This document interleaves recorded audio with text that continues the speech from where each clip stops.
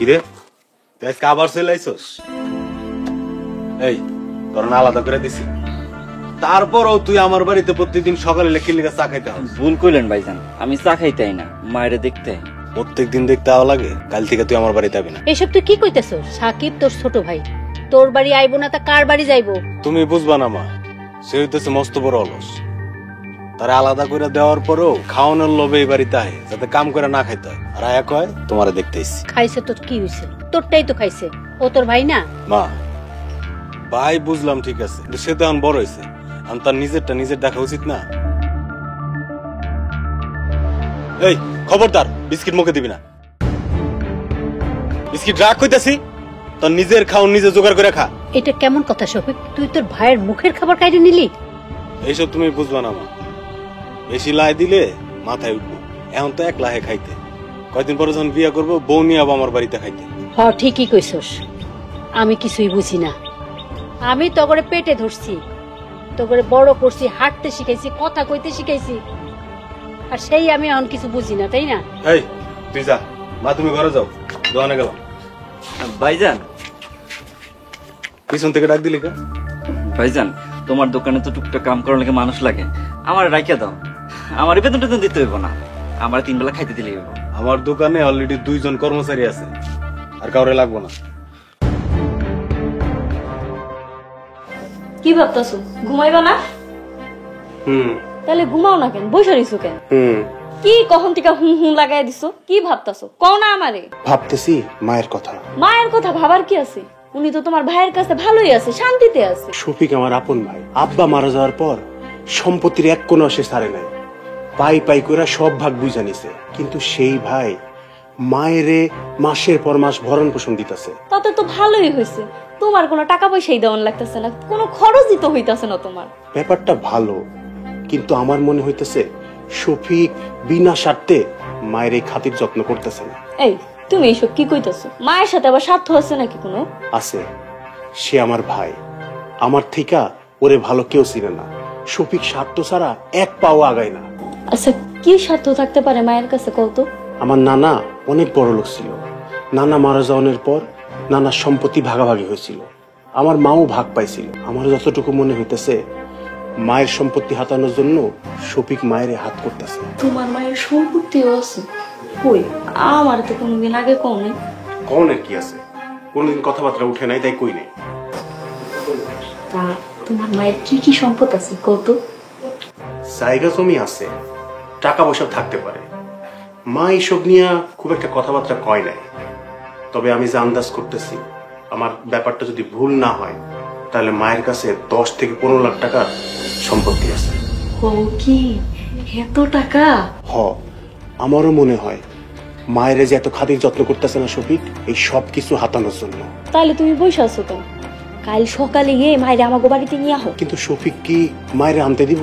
কেন দিব না? উনি যেমন শফিকের মা, তেমনি তো তোমারও মা। শফিকের যেমন অধিকার আছে হের প্রতি, তোমার আরো বেশি অধিকার আছে, কারণ তুমি হের বড় সন্তান। আচ্ছা ঠিক আছে, আমি তাইলে কালকে সকালে মারে আনতে যাবো। আচ্ছা ঠিক আছে, যাইও। তো শোনো, মার লেগা কিছু ফল ফল দিলে আসবো, মায় অনেক খুশি হইব। আচ্ছা ঠিক আছে, নিয়ে যাবো। মা, মা, মা কই তুমি? আলমগীর বাপাইছ, চল ঘরে চল। মা, এই কি অবস্থা হয়েছে তোমার? তুমি শুকায় একদম কাঠ হয়ে গেছো, তোমার মুখ একদম শুকায় গেছে। আরে বাপ, বয়স হয়েছে না, এখন এমনই হইব। মা ধরো, তোমার জন্য ফল নিয়ে আইছি। আবার এত ফল আনতে গেলি কেন? কত টাকা পয়সা খরচ করছিস? মা এইসব তুমি কি কইলা? তুমি যদি চাও আমার সব টাকা পয়সা তোমার পায়ের নিচে আমি ফেলতে পারি। পাগল পোলা আমার, চল ঘরে চল। না মা, আমি ঘরে যাব না, আমি তোমার নিতে আইছি, তুমি আমার সাথে চলো। কেন হঠাৎ আমার নিতে চাইতেছিস কেন? কোনো সমস্যা? না না, কোনো সমস্যা হয়নি। হয়েছে কি, গতকাল রাইতে তোমার বৌমা তোমার স্বপ্নে দেখছে, ঘুম থেকে ওঠার পর থেকে খালি আমারে কইতেছে যাও মারে নিয়ে আসো, মারে নিয়ে আসো। আমি যাইতে চাইছিলাম বাজারে, বাজারে অনেকগুলা কাম পড়ে রয়েছে, কিন্তু তোমার বৌমা জোর করে আমারে পাঠাই দিছে। আচ্ছা যামুনে, চল ঘরে চল। না মা, আমি এখন ঘরে যাব না, আমি এক্ষুনি তোমারে নিয়ে যাইতে চাই। শফিক বাড়িতে আইলে ওরে কয়ে গেলে ভালো হইতো না? শফিকের কইতে হইব কেন? আমি শফিকের বড় ভাই, তার অনুমতি আমার নিতে হইব না। তুমি শফিকের বউরে যায় কও, কইয়া চল আমার সাথে।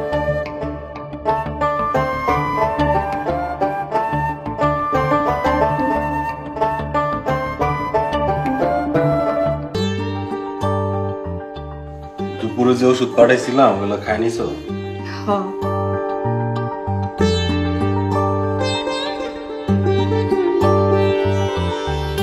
এখন কেমন লাগতেছে?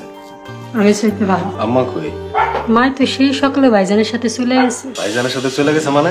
সকালে ভাইজান আইছিল মারি নিয়ে যাইতে, মাই কইলো অনেকদিন তো তুঙ্গ লগে আসছিলাম, কয়দিন আলমগীরের বাড়িতে থেকে ঘুরে আসি।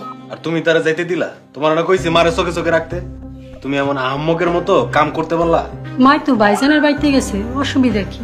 বলত কি তোমার এমনি কই? তোমার কি মনে হয় মায়েরে ভাইজান বাড়িতে নিয়ে তার পিছনে টাকা খরচ করার মতো লোক সে?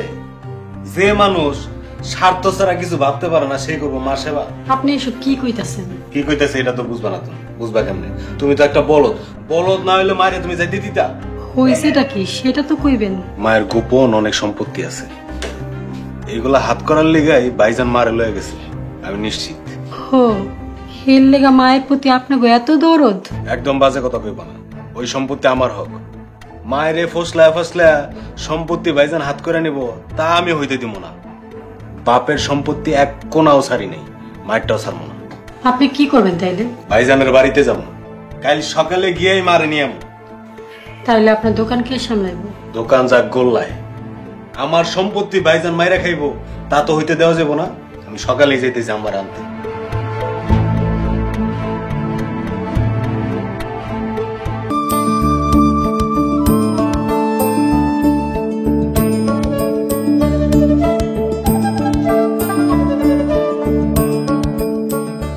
মাসা খাচ্ছো?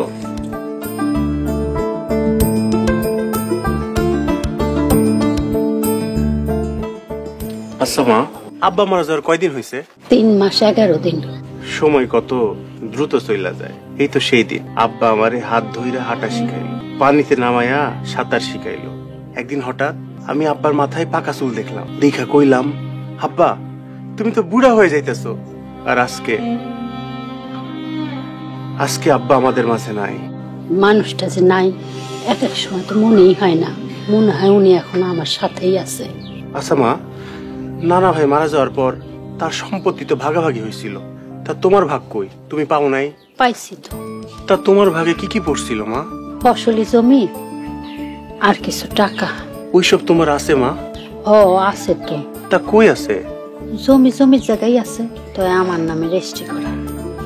টাকাগুলা আর বিয়ের গয়না ব্যাংকেই আছে। আচ্ছা মা, টাকা সোনা দানা আর জমি মিলা কত টাকা হইব? হিসাব তো করি নাই কোনোদিন, সব মিলে 10-20 লাখ তো হইবই। আচ্ছা তো হঠাৎ এগুলো জিজ্ঞেস কেন? কই না, তোমায় এমনিতেই জিজ্ঞেসতেছি। তুমি চা খাও, আমি আইতেছি।